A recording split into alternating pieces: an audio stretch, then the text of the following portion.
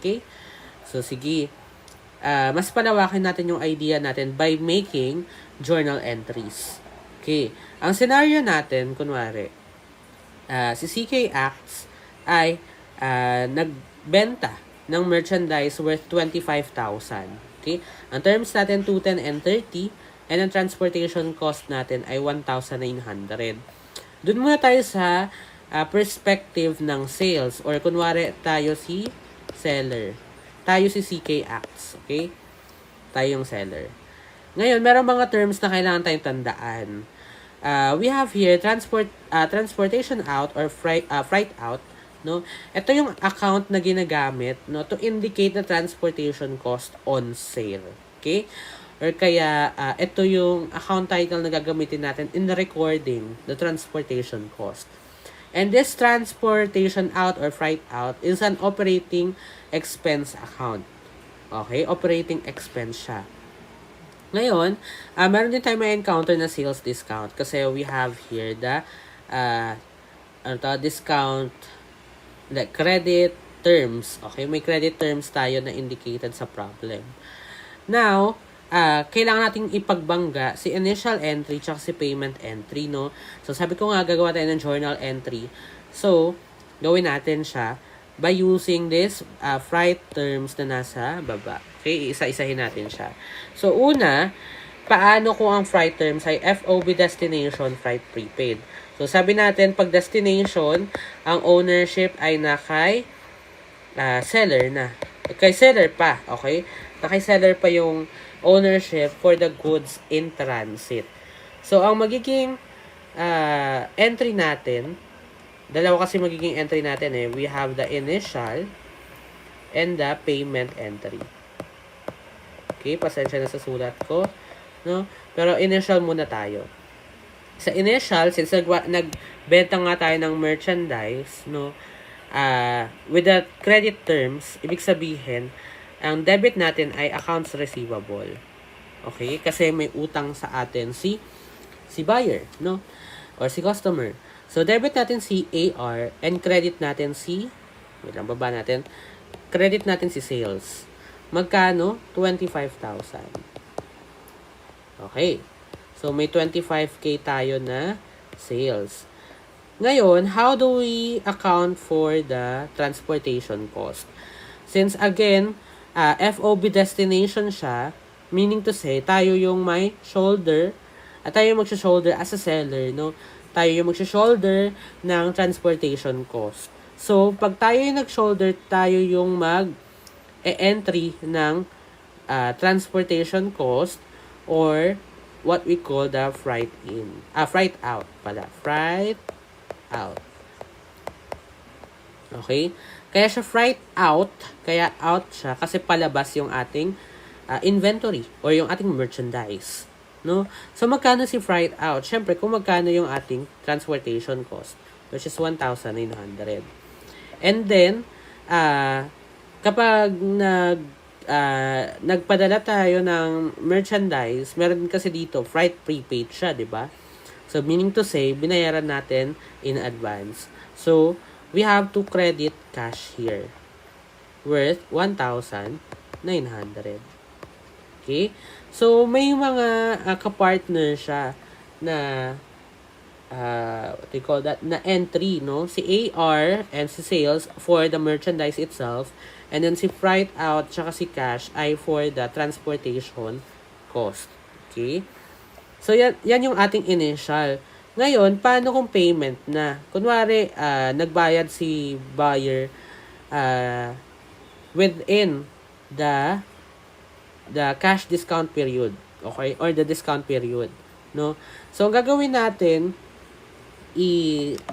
i-calculate muna natin kung magkano yung discount. So, 25,000, no? I-multiply natin by 2%.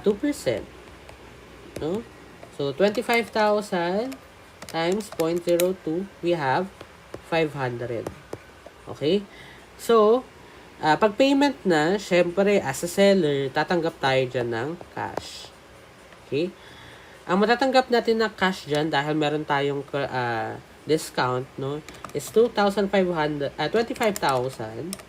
minus 500, we have 24,500. Okay? Or 24.5K. Now, ang next natin ay credit accounts receivable. Okay? Magkano? 24.5. Okay? So, natin hindi pala 24.5, but rather, baba lang natin to ng konti. No? AR natin ay 25K para ma-zero out natin yung accounts receivable dito. So, 25K to, 24.5K to. So, may kulang pa tayo sa debit. At ang kulang natin ay yung tinatawag natin na sales discount. Okay? And magkano siya? 500 pesos. Okay? And that's our journal entry for the payment. No, kapag nag-pay na si buyer. And that is also our journal entries for FOB destination, freight, prepaid. Okay, so burahin natin to kasi itatry naman natin yung next na freight terms. So, kunwari, ang freight terms naman ngayon ay FOB destination, freight collect. So, again, ang ownership ng goods in transit ay tayo kasi destination siya. So, as a seller, tayo yung may ownership. So, ang mangyayari dito, AR natin, no, debit, and credit natin ay freight out. Okay? Kasi tayo yung may ownership. Pag tayo may ownership, ang isasama natin sa journal entry ay yung freight out, ha? Lagi yun kasama. Ngayon, yung AR natin, ang kapartner niya ay sales. Tapos, ang FO natin, no? Ang FO natin ay walang cash na credit. Bakit? Kasi hindi naman tayo yung nagbayad, but rather, pag freight collect, si buyer ang magbabayad ng freight kay delivery agent. Okay? So, paano yung mangyayari? Kasi hindi tayo magbabayad nun eh. So, ibig sabihin, dahil nagbayad na si buyer, kahit hindi naman niya responsibilidad yon, ang gagawin natin, ibabawas na lang natin yung bayad niya sa transportation dun sa kanyang AR. Okay? Or sa kanyang utang, no? So, ang mangyayari, instead na AR natin 25K, yung sales natin 25K na yan. Wala na yung magbabago dyan, di ba? Pero sa AR natin, instead na 25K, ang mangyayari ay mababawasan siya. Okay, magkano? 1,900. So, 25,000 minus 1,900, we have 23.1K. Okay? Yan na lang yung ating accounts receivable. And then, yung FO natin is still 1,900. Yan. So, kung makikita nyo, same pa rin or equal pa din si debit at saka si credit na side, no? So, we are still following the double entry bookkeeping. Yan. And then, kapag payment na, para pag payment na, ano na yung mangyayari? Okay. So, wait lang for a while. I have to confirm something lang. No? Sige. This is FOB destination, freight collect. Okay. FOB destination, freight collect.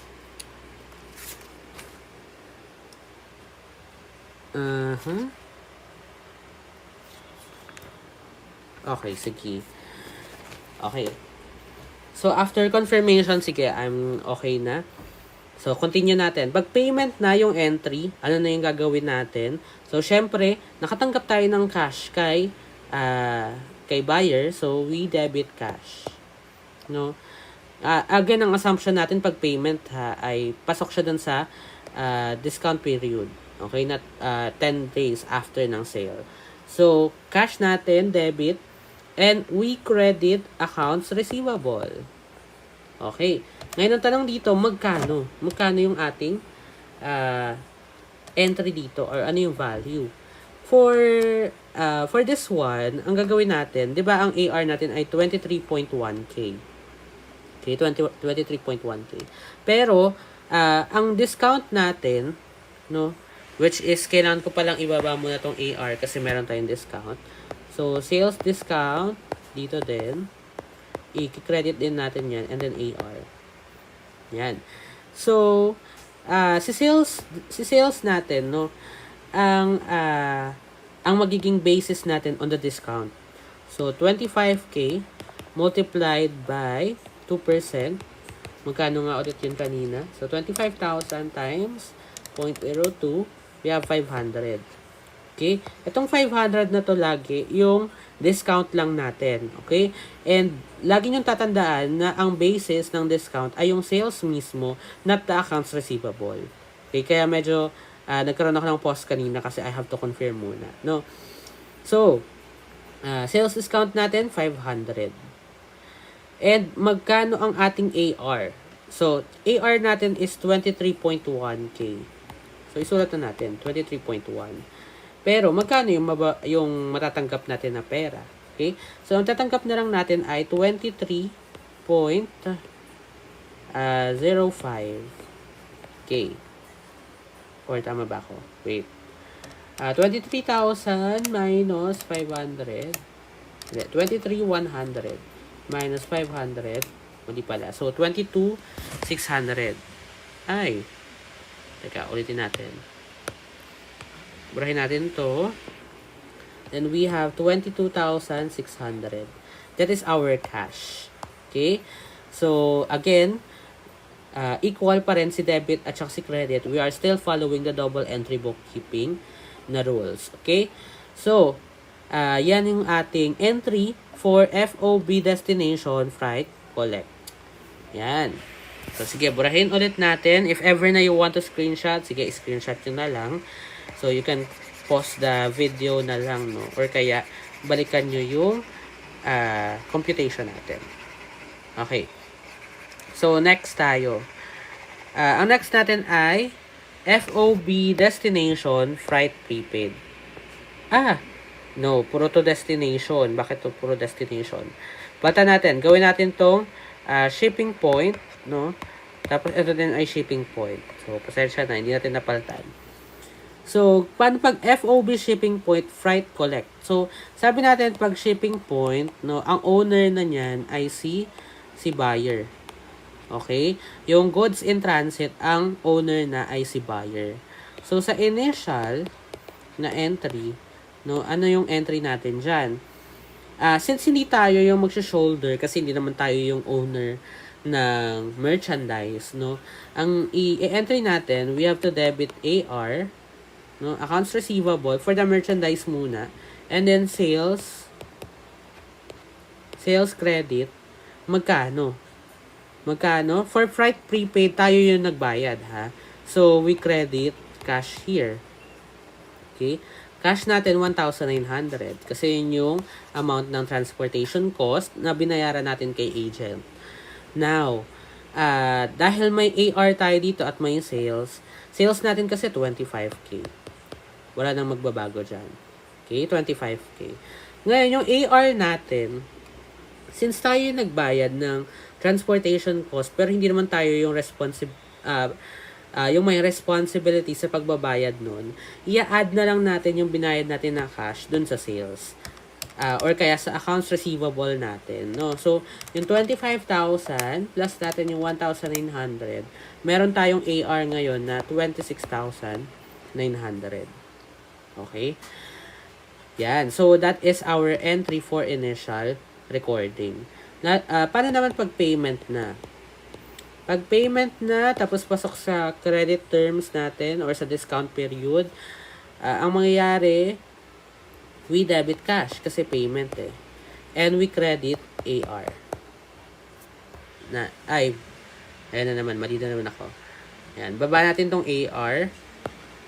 No? And then, since pasok siya sa discount period, we have to debit sales discount. Yan. So, ang sales discount natin, sabi nga natin kanina, 500. And then, yung AR natin ay 26,900. No? Since dahil meron tayong discount na 500, so 26,900 minus 500, we have cash na 26,400. So, yun yung matatanggap natin na cash from the customer. Okay? And that's our entry for FOB shipping point freight prepaid. Okay? Lastly, okay, last na tayo, no? Last entry for the sales part, no? We have FOB shipping point, okay, mali. FOB shipping point freight collect. Okay. So, again, si SP, si shipping point, ang may ownership ay si buyer. So, hindi tayo ulit gagamit ng transportation out na account title. Okay? Hindi tayo gagamit nun. Debit, AR, no? And then, freight collect siya. So, si buyer ang magbabayad kay delivery boy or kay delivery agent, no? So, ang gagawin na natin, AR, debit, and sales, credit, 25K. In this sense, wala tayong pakialam sa transportation cost, no? Ang may pakialam lang tayo sa merchandise. Yan. And then, for payment naman, madali lang din kasi we have to debit cash, we have to debit sales discount, no? And then we credit AR. Magkano? 25K ang ating AR. Bawasan lang natin ng 500 na discount. At ang matatanggap natin ay 24,500. Okay? And that is our entry for initial and payment. No? For FOB destination, freight collect. Okay? So, again, bakit tayo hindi gumamit ng cash dito sa initial? Kasi ang magbabayad dapat ay si buyer kasi freight collect, no? And dahil shipping point siya, ang ownership ng goods in transit ay si buyer, hindi natin kailangan mag-entry ng transportation out or ng freight out. Okay? Ngayon, ang tanong, bakit tayo nagki-credit ng sales? Bakit si sales ay credit? At bakit si sales discount ay debit? Okay. Bakit ganun? Ano yung idea nito? Bakit nandun siya, no? Okay, si sales kasi ay alternative lang ng revenue account. And we know na ang normal balance ng revenue ay credit, nasa credit side. Okay? That's why we are still following that rule na si sales sa credit side natin i-record. While si sales discount is considered as a contra sales account. Okay, kung meron tayong contra assets, contra liabilities account, siya naman yung tinatawag natin na contra sales account. Kasi meaning to say, ito yung ginagamit na device, no, or account para magkaroon ng indication na kailangan nating bawasan si sales. Okay? Yung sales kasi natin dito ay yung tinatawag natin na gross sales. Okay? At the end of the period. Si gross sales, ito yung accumulation ng lahat ng sales, no, for a certain period nang hindi pa nababawasan ng sales discount. As in, sales lang talaga, no? And then, si sales discount, isa sa ginagamit natin as contra sales account para makuha natin kung magkano ba talaga yung true value ng ating sales or yung tinatawag natin na net sales. Okay? Net sales. Yan. So, sales minus sales discount, net sales. Okay? So, pag kontra, di ba, lagi natin sinasabi, nasa kabilang side siya ng T account. Or nasa kabilang side siya, kung ito, credit to, edi yung sales discount natin, i-debit natin. Okay? So, that's the idea, no, of sales. Kapag sales yung ating pinag-uusapan. Or sa perspective ni seller tayo nakatingin. Yan. So, burahin lang natin because we are about to move forward naman sa perspective ng purchase. Okay? Paano naman kung tayo ang buyer, no? Paano pag tayo yung nag-purchase? So, ang scenario, babalik na rin lang natin. Si CKX daw nag-purchase ng merchandise worth 25,000. This is still the credit terms. 2, 10, and 30. Ngayon, meron tayong transportation cost worth 1,900. Pag purchase, ang ginagamit natin na account ay freight in or transportation in. No? This is the indication of the transportation cost when it comes to recording. Pero kanina, kung si freight out ay operating expense account, ito namang si freight in ay cost of sales account. Meaning to say ng cost of sales, ito yung connected dun sa merchandise na naibenta natin. Ito yung connected na cost, no? Yan, yung cost natin for that sale na gagawin natin in the future. Pero later on, mas pag-uusapan natin yung idea ng cost of sales Pero nandito muna tayo sa transportation. Okay? So, meron din tayong ma-encounter na purchase discount account kasi we have here the discount period, no? And magkakaroon ulit tayo ng journal entries for initial and payment period, no? So, we still have freight terms here. FOB destination, palitan lang natin to, gawin natin tong shipping point. Hindi na natin napalitan Yan. So, i-apply natin tong 4 na freight terms natin. Okay?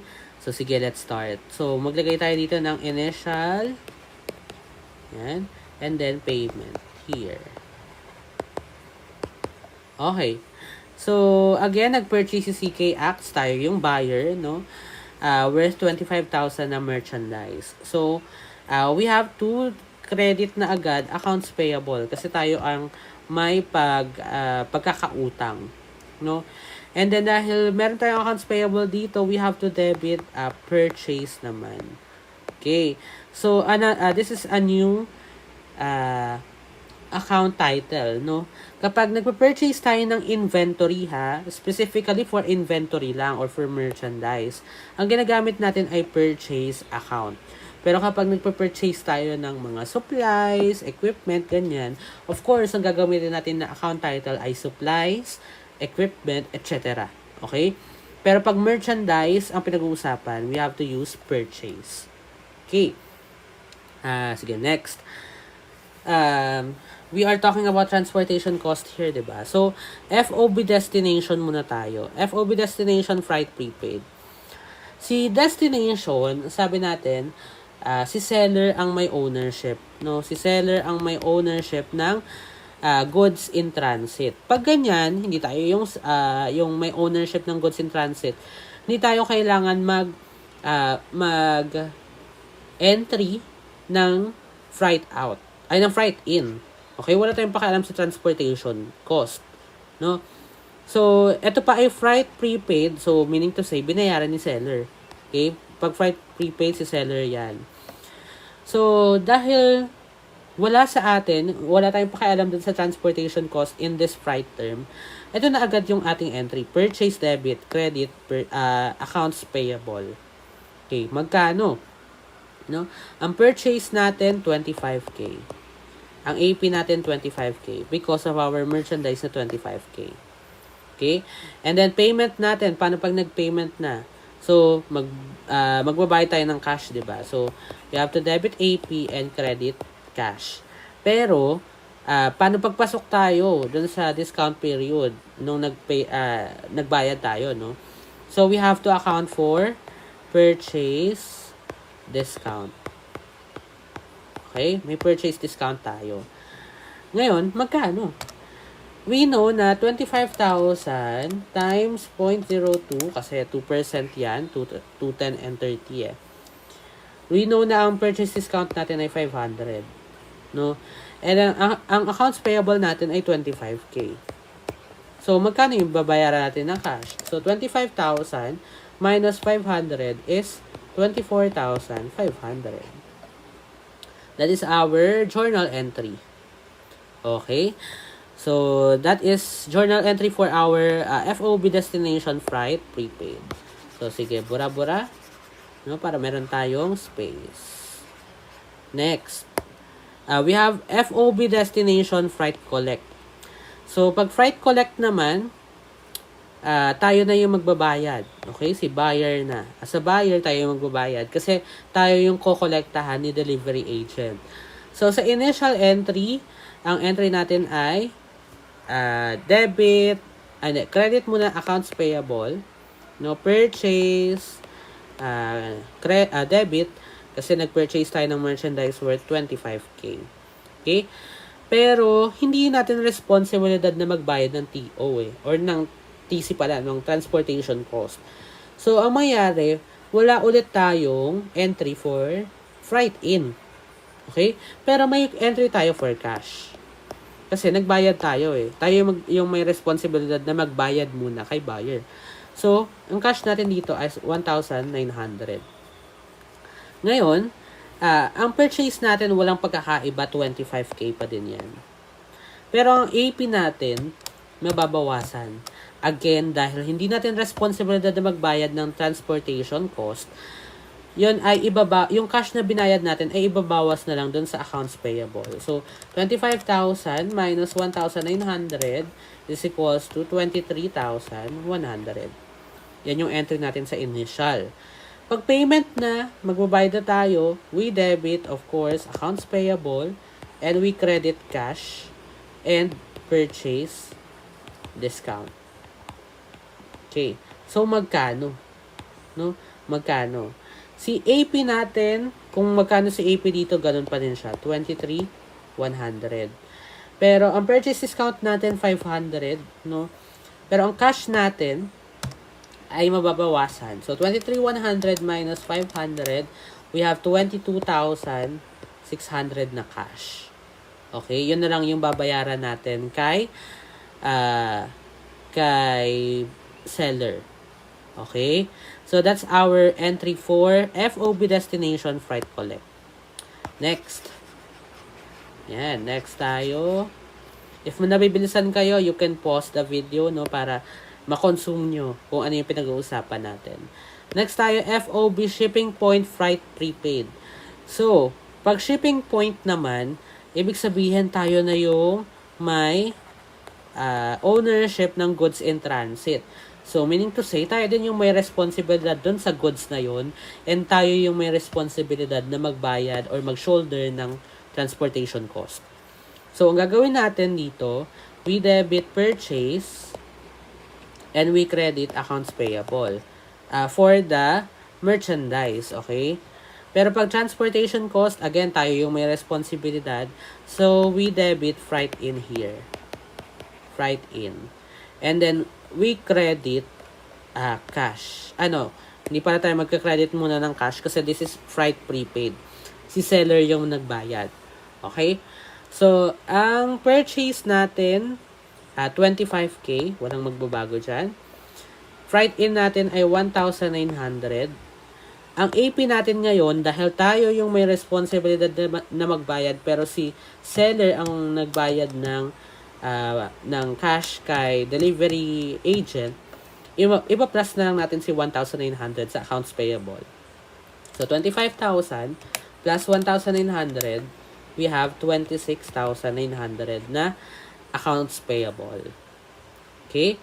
Pagdating sa payment, no? Sa payment natin, we debit accounts payable na 26,900. Hindi na yan magbabago. Okay? And then, credit natin cash and purchase discount. Okay, magkano? Purchase discount natin ay 500, no? As what we have computed kanina. So, ang gagawin na lang natin, 26,900 minus 500. We have to pay for 26,400. Okay? So, that is our entry for FOB shipping point freight prepaid. No? So, that's our entry. Next. And lastly, no? Last na. We have the FOB shipping point freight collect. Yan. So, ang initial natin dito, no, dahil shipping point again, tayo yung may responsibilidad sa goods in transit. So, we debit purchase. Yan, nawala ako bigla sa train of thoughts ko. So, purchase, debit, and then, since tayo may responsibilidad sa goods in transit, we debit freight in. Okay? And credit natin accounts payable. And dahil freight collect, tayo yung buyer, tayo yung magbabayad ng cash kay delivery agent. So, purchase natin magkano? 25K. Yan, 25K. And then, freight in natin 1,900. Cash natin 1,900 because of the delivery or transportation cost. And then, accounts payable natin ay 25K. Payment. Pag nagbayad na tayo within the discount period, we debit cash. No. We debit accounts payable. We credit cash. And we credit purchase discount. Magkano? Accounts payable natin 25,000. Wala mag-iiba. Cash natin later on. Pero ang purchase discount natin is 500, diba? So, 25,000 minus 500, we have 24,500 na cash na kailangan ibayad sa ating seller. Okay? And that's how we do the journal entries naman for FOB shipping point freight collect. No? That's how we account for our transportation cost. So, hopefully, may natutunan kayo with this discussion. No? So, if ever na naintindihan or na-consume nyo na